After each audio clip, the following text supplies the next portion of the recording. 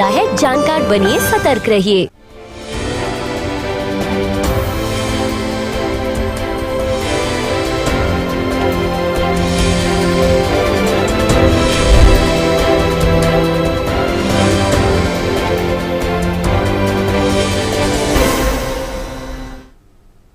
Hello and welcome to this special weekly show called Diaspora Diamonds, which is our salute to over 32 million strong Indian diaspora present in over 200 countries worldwide. I'm Gautam Roy. The show launched the same day, same time last week, around the time the 17th Pravasi Bharatiya Divas convention was held in Madhya Pradesh's Indore city. PBD provides a platform for the overseas Indian community to engage with the government and people of India and share their experiences and insights. It also helps strengthen ties between India and global Indian diaspora and to recognize the achievements and contributions of Indians living abroad. The Pravasi Bharatiya Samman Awards are an integral part of the biennial event and are conferred by the President of India upon members of the Indian diaspora who've made exceptional contribution in their chosen fields and have acted as India's ambassadors in foreign lands. Our guest this week is one such awardee this year. Dr. Archana Sharma, recipient Pravasi Bharatiya Samman Awards and Principal Staff Scientist, CERN Laboratory, Geneva. She's been active in the field since 1989 in high-energy physics and was the only Indian on the staff of CERN for the team which discovered the God particle, the Higgs boson, in CERN's Large Hadron Collider in 2012. Welcome to Diaspora Diamonds, Dr. Sharma. Thank you so much. Well, first of all, congratulations to you for the award. You're already so accomplished and have been bestowed with many honors in the past. But tell us, how does this one feel, knowing it's the highest award which your country of origin can bestow upon you as an Indian living abroad?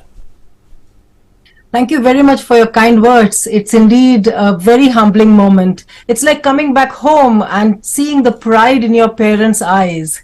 Certainly, it's a very big recognition from one's own country, and I can only feel humbled, honored, privileged upon receiving the Pravasi Bharatiya Samman Award 2023. I feel this award really acknowledges the very hard work that scientists are doing and making a difference to society in turn. Right. Now, how did your family and friends feel about it? Were they surprised, or did they feel with a lot of gratitude that this was something which was meant to come your way sooner or later? Well, friends and family always have a way of overestimating you, don't they? I just work to the best of my capacity, and I believe whatever little I can do, anyone can do.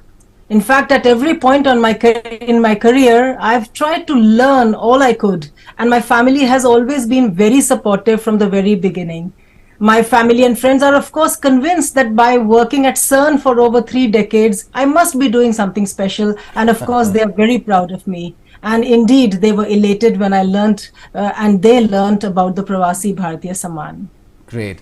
Now, what does an award like this for a CERN scientist by the country of her origin mean for your field, which is highly technical, some would say esoteric, and what do you think it means for the larger cause of science and technology? Well, I think that when a scientist gets recognized, science gets recognized as well. And it's also about setting aspirations. Someone who looks at me or talks like me can do it, then somebody thinks I can do it too. And science and technology is the way to progress for any society and any country. If we look at the GDP of a country, the progress is directly linked to the R&D spending. And our large country is a subcontinent, and I believe that taking up careers in STEM will make a huge difference to the applications of science and technology to society. We are lucky that in our country, even the farmers know that a mobile phone in his hand and the yields of his harvest are a result from science and technology. And indeed, when we look at the 17 Sustained Development Goals of the United Nations, we are aligned towards holistic development of mankind. And of course, they can be consolidated and worked upon with science. And in fact, the SDGs that need to be solved for the bigger questions like climate change or good health for all, who will solve these issues? They are the students who are sitting in high schools today. And getting this award at this time is certainly impactful for their impressionable minds. Oh, definitely it is. And let's in fact talk about your beginnings. You've had quite a laddered, milestone marked journey from being born in Aligarh to Jhansi to BHU, then DU, then to Geneva. To what or whom would you give credit for lighting the spark of science in you, which has taken you places? Well, laddered indeed, I would say. And as a child, of course, one always looks up to their parents as role models. And since both my parents have been teachers, clearly the impetus on studying science was very high. And also my father's confidence in me and his encouragement has to be credited in igniting and lighting the spark, as you say.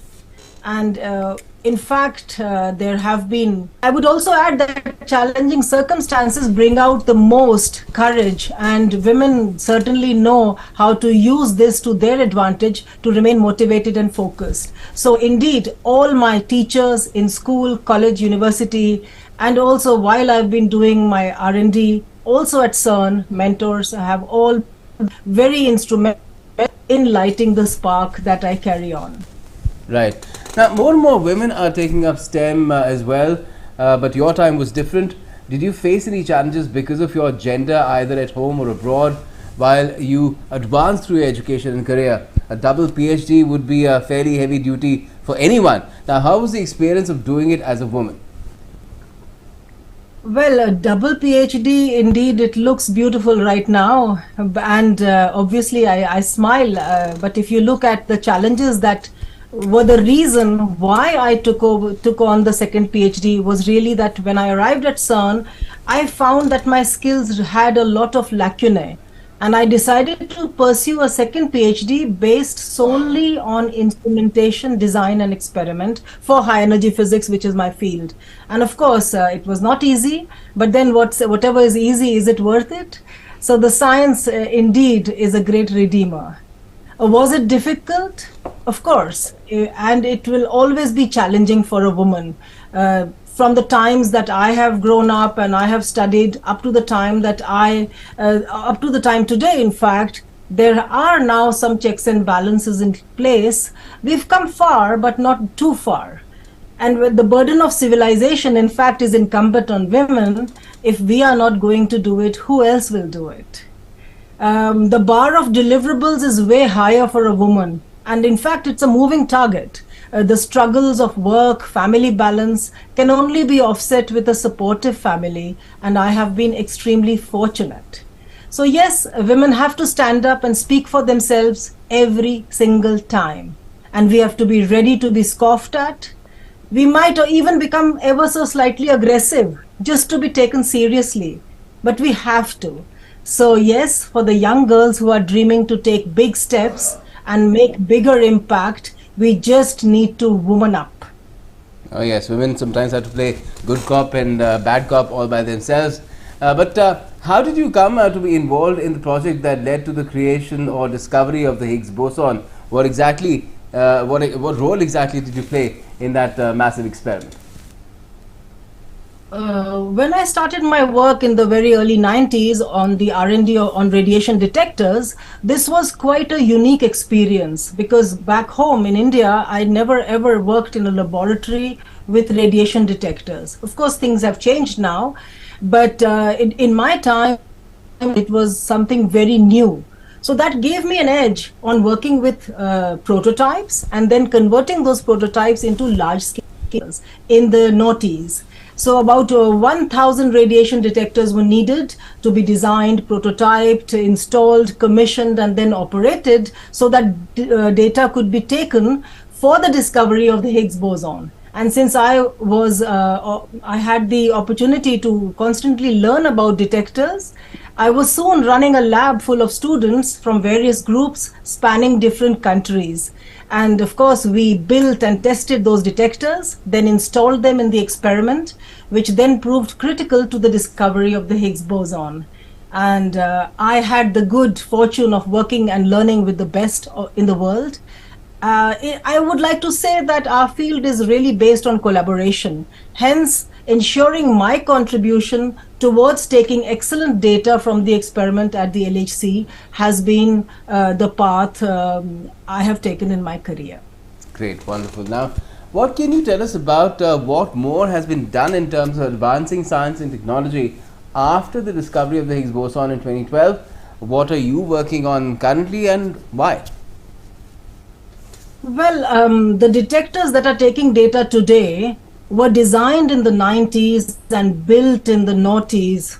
So the data taking started in 2010, 2011. So obsolescence is something that is the bane of high energy physics. We have to continue working on R&D so that when detectors are actually taking data, there's a gap of almost 20 years from the time we began. So electronics becomes obsolete. The techniques become obsolete. So around the year 2010, I conceived and steered the GEM collaboration. The GEM means gas electron multiplier. It's a new technology for studying the Higgs and looking for signals that may suggest discoveries beyond the standard model of particle physics. And this GEM technology is based on my R&D work in the 90s. And now, fortunately, the leadership is with the younger people, and I can only be proud that this collaboration spans nearly 20 countries and around institutions. In addition, I'm working on greening the gaseous detectors, because gas detectors clearly use gases, and these gases, when we were designing detectors for the LHC, we were very conscious of the fact that the gas should not be flammable. But today the priorities have changed. They have to be environment friendly as well. So I'm working a bit on that as well. In addition, I'm looking at international relations, working with international organizations like the WHO, the WIPO, and the United Nations towards sustained development goals so that technologies that are born at CERN can be used for society. And surely you know that the World Wide Web, WWW, was born at CERN a little over 30 years ago and was given to the world for free. And today, trillions of dollars worth of economy passes through it. Imagine a world without WWW. I think it's unimaginable. Yes, certainly, and that is a huge contribution as well, and I'm sure CERN will be making many more significant contributions in the years and decades to come. Now, how many other Indians are working at CERN now, and how are they contributing to taking science and technology forward globally? The history of India at CERN is long, and from the Tata Institute of Fundamental Research, high energy physicists have been participating in experiments since the 1960s. And in our country, over 200 physicists are working in various experiments. Many universities like Delhi University, Chandigarh, Punjab University in Chandigarh, the IITs, several of them, and many other institutions, from Department of Atomic Energy, Department of Science and Technology, the Raja Ramanna Center for Advanced Technology at Indore has been working hand in hand with the accelerator technologies at CERN. So yeah, there is a huge participation and contribution to the programs at CERN from India. And in fact, there are tier 2 centers as well that work in our country. And of course, there is a lot of scope of doing a lot of research in the future, both on the physics part and the technologies and applications to society. Great. Now, you've dedicated your award to the students of India, that they would carry forward the cradle of science, not just in India, but the entire world. What is your assessment of the capabilities of Indian science students and the kind of support they're getting from the government, institutions, and other, the society in general to do groundbreaking R&D? I think that in the world of today, with Google and with YouTube and the internet, students really have no excuse. So it's about personal initiative. And in our country, I think there's a huge development that has gone on for improving the infrastructure. Common infrastructures really permit students to learn how to participate in collaborative experiments. And India's progress and development, whether it's science or technology, has much to do together and replacing the competition by collaboration. And I can see that despite the challenges that we've had, we can unleash the potential of the youth and steer them in the right path. Nobody is weak enough to be left behind, and no country enough to do these large experiments by themselves. So we are all needed there, and we should all emulate the path of peace and progress through science and technology. I feel that this award is a privileged and humbling recognition of the work that I have, the little work that I have done in this direction. And students really have to take forward the legacy of being able to push through barriers, however high they may be. And I believe that there's a solution, and I have a great confidence in the students, which is why I always love to work with them, and I'm always surrounded by them. And tell us about your own efforts as well to motivate more and more students, both boys and girls, to take up science. I believe you've written multiple books apart from working with students to motivate them, even conjure up Nobel dreams. Yes, I mean, ever since I started working at CERN, every time I would visit India, initially it was not very frequent, but I think over the last 20 years, my frequency of coming to India has only increased. And I've been visiting schools, colleges, universities, institutions, not only because I have just something to say or something special to say, but I feel that just by being there and sharing my experience would motivate young children and also researchers.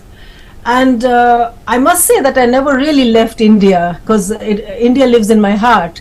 And the changes over the last 3 decades are very apparent.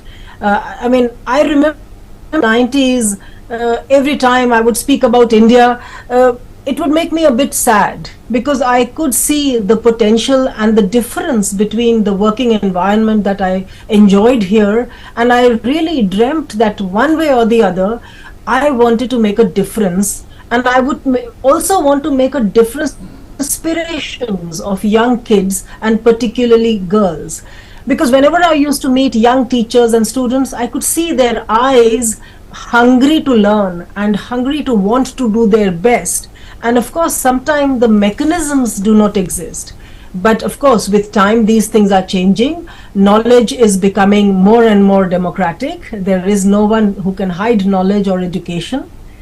And particularly, I have been taking several initiatives, particularly for science communications. I've written 3 books. You might know Nobel Dreams for India, Inspiring Yes. Budding Scientists. Then there is the book that I've recently written about India's science geniuses. Of course, it's just a pick of a few of these geniuses, you know, and we have to carry on celebrating our scientists. And in addition, from CERN, I have started and initiated something called SAHEPI and SASEP. SAHEPI is South Asia High Energy Physics Instrumentation, and SASEP is South Asia School Education Program. So Okay. it's really focused towards India and how we can bring good practices and gold standards, whether it's research or whether it's pedagogy, into our country. Great, sounds great. Now, as far as Nobel dreams go, we would like to see some of those dreams being realized through scientists such as yourself as well. So what about Dr. Archana Sharma's Nobel dreams? Well, I think it's really about the country, it's really about the students, and it's really about working together. So I have this dream of having a similar facility in India. Of course, we can't rebuild CERN in India, but we can definitely do many things together, particularly for social impact and the therapies that have been coming out from the science and technology that has been invented all over the world, and particularly at CERN, which we can leverage for our society. So setting up a center of excellence would be one way of giving back to my country, and I'm really looking forward to whoever would like to work together and set this up one way or another. Great, that sounds great. But I was also asking about whether there's a possibility of you or your team at CERN or the larger institution itself winning a Nobel down the line. I mean, the Higgs boson in itself was quite a discovery. Indeed, I mean, you have to imagine that the Higgs boson was proposed in 1964. Scientists have been chasing to find the Higgs boson over many decades. It was found in 2012 at CERN, and so these number of years that are needed, or decades that are needed for a pursuit of such a complex nature just demonstrates that these things are possible with all countries coming together. And in fact, CERN it was founded in 1954 after the Second World War, when scientists at CERN, in Europe, were going to the United States. So to keep the critical mass of scientists together here and to build a center of excellence in Europe, CERN was born. So of course, the dreams of doing something similar in India or in South Asia would not be too, how can I say, ambitious. And I feel that there are certainly things that we can do together.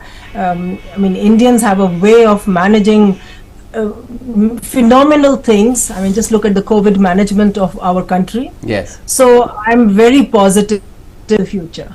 Yes. Why I'm stressing this point is because there's a history of Indians winning the Nobel Prize, particularly in physics, and it's been a while now. So we feel that there is it's now a good time that we should get another one.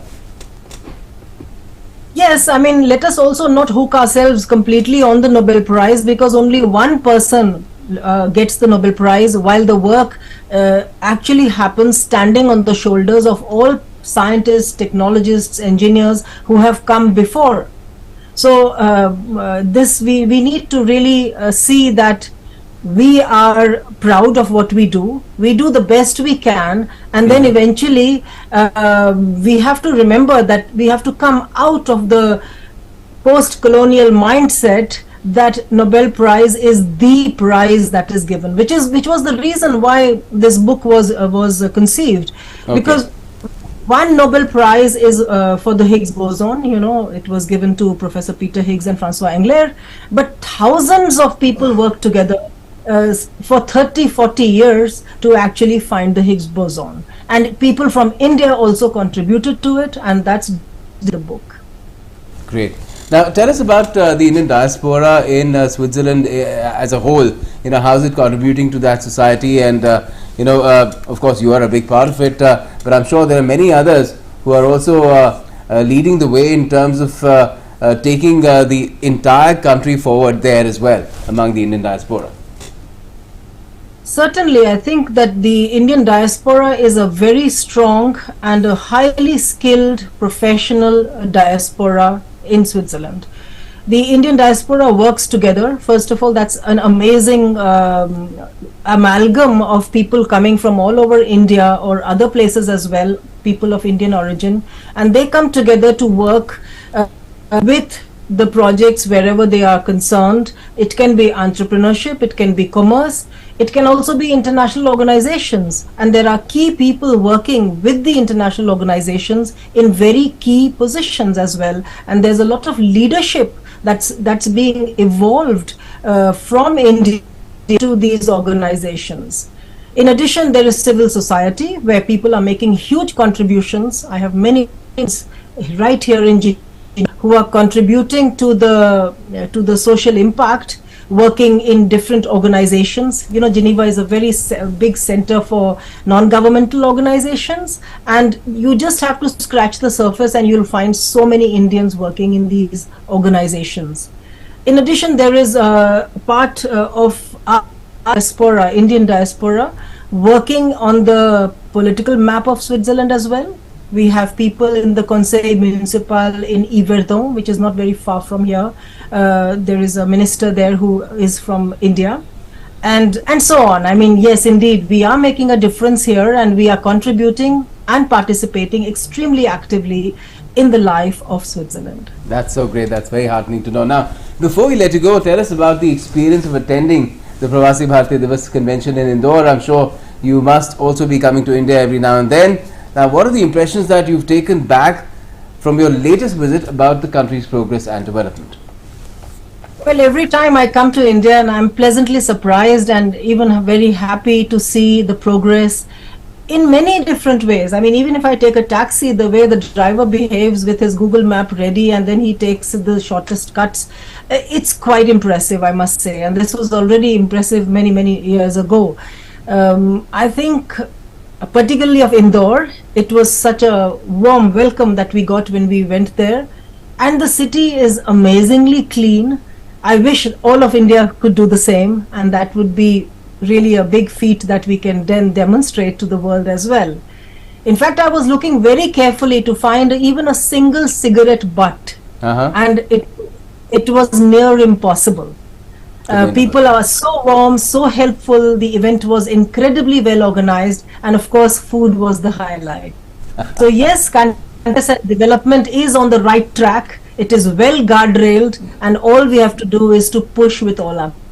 Okay, I'm sure you get namkeens in Geneva as well, but Indore is the city of namkeens, and I wish you managed to carry something back with you in that department as well, apart from the award that you got. And thank you so much for joining us and talking about it, Dr. Archana Sharma, today.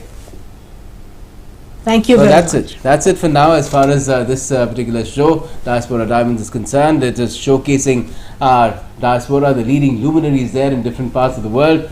Every week on Thursday, do join us again next week to get a glimpse into that. And till then, keep watching DD India for all the latest.